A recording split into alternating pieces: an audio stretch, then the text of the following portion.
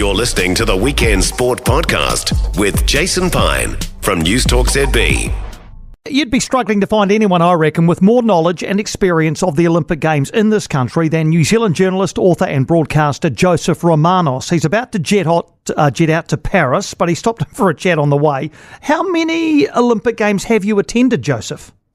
I've been to them all since 1988, and I went to a Winter Olympics as well. So 10 or 11, around there. See, when you're losing count, that means you've been to a lot of them, right? Yeah, it's starting to get into those misty memories, yeah.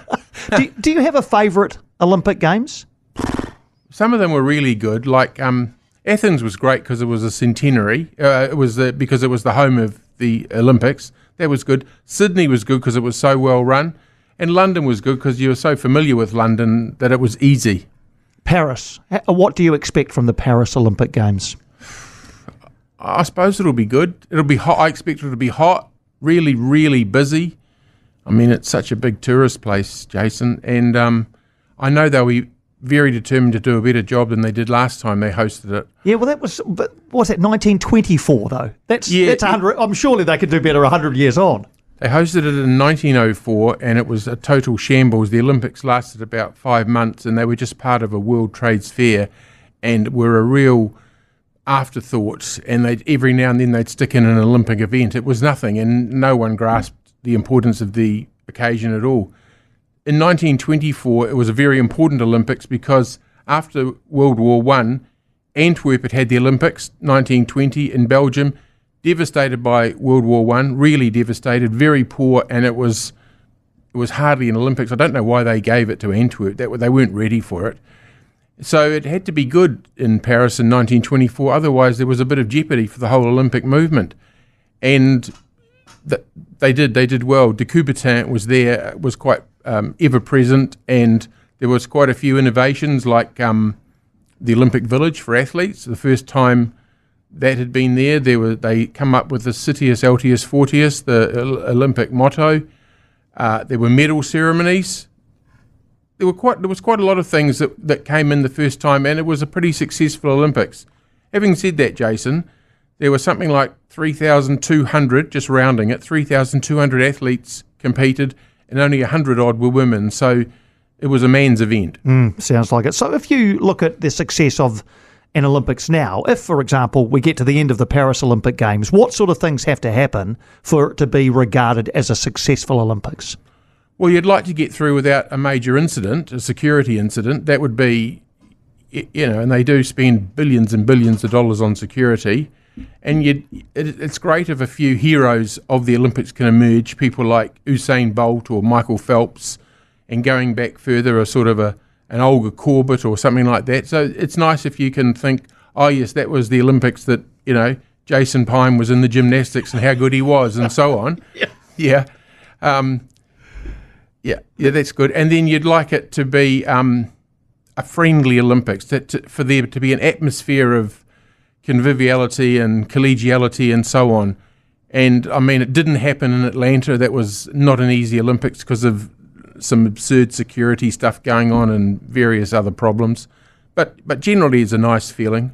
As far as the athletes are concerned, the Olympics seems to have retained its relevance and its allure. Is that the feeling you get?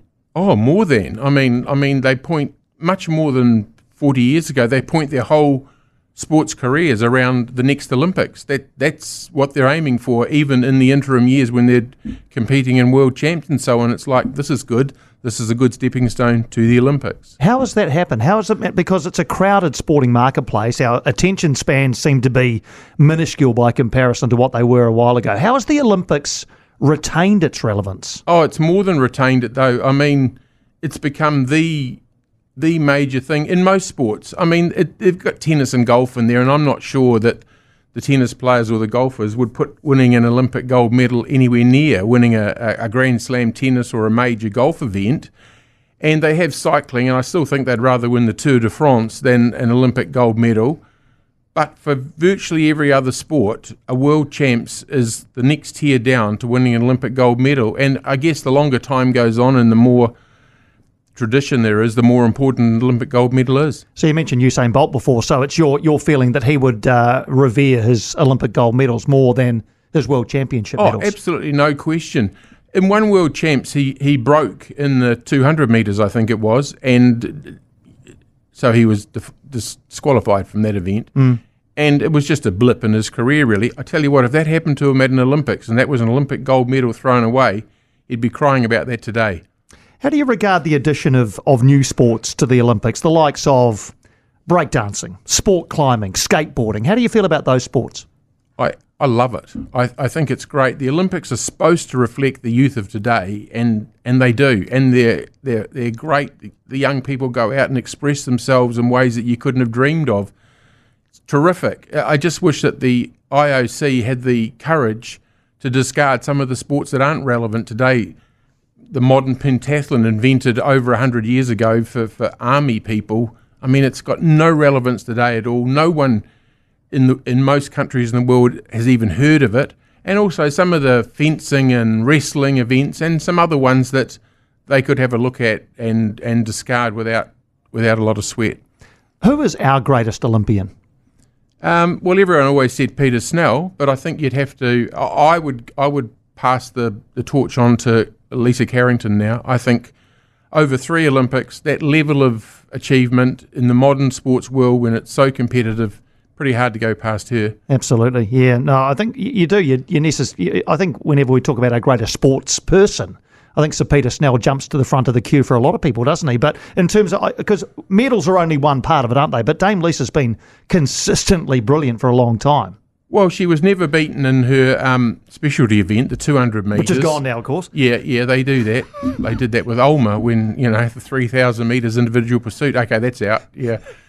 So she was never beaten at any time in a succession of world titles. And then the ability to go to the 500 metres, a longer distance event. It's like a sprinter going to the 800 metres on the track. And then also to team up in the pairs and the fours and be winning medals there too. So it's really fantastic. And you have to salute her and go, has anyone done that well for New Zealand? Yeah, could be more to come as well. Do you have a favourite Olympic moment, or do you have a couple of moments that stand out from all of the games you've covered?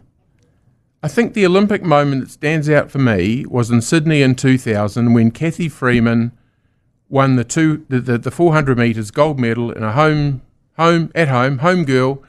She'd been the face of the Olympics. She had 15-storey high billboards of her on buildings. She'd carried the Olympic flame into the stadium.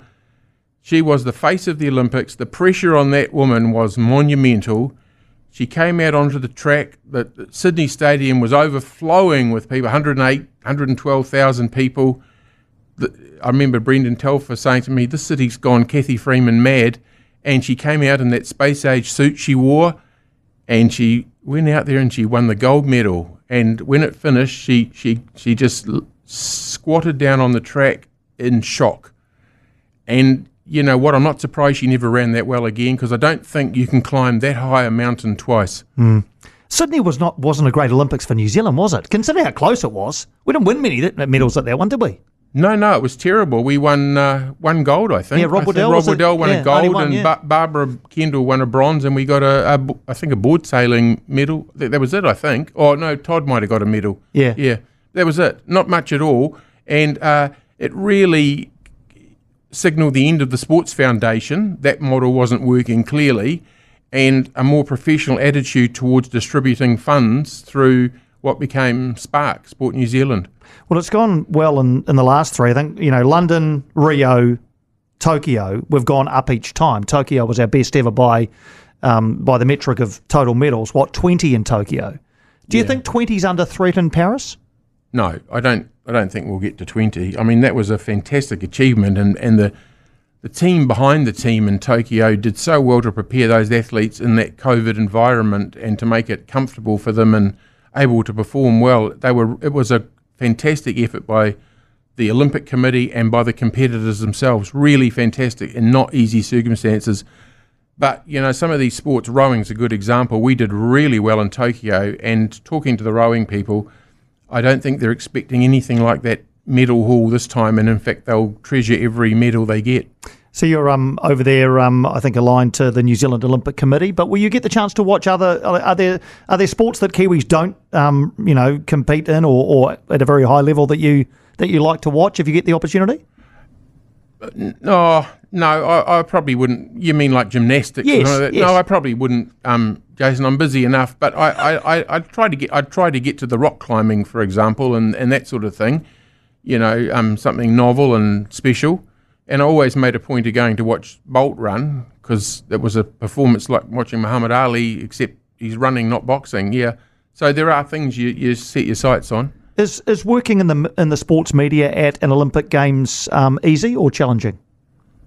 It's easy on one hand because all the information is supplied. It's incredible. There's in the main press centre, which is a massive, massive building, and the main room is huge. There's TVs all around, and there's results flooding in, and there's a lot of information available. But on the other hand, you're jostling with, Peruvian TV and some African radio stations doing practice broadcasts 2 meters away from you, and it's a very hectic, busy environment.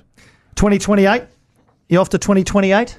Oh, I'm just trying to get through 24, Justin. Jeez, I'm just happy I'm breathing when I wake up in the morning. Well, safe travels to Paris. Thanks for popping in before you head off. Look forward to seeing whether that 20 is under threat and which new Olympic heroes, both New Zealanders and others, emerge. Good to chat to you, Joseph. You too, Jason. Thanks. No, thanks for popping in. Joseph Romanos there on his way to the Paris Olympic Games. For more from Weekend Sport with Jason Pine, listen live to News Talk ZB weekends from midday or follow the podcast on iHeartRadio.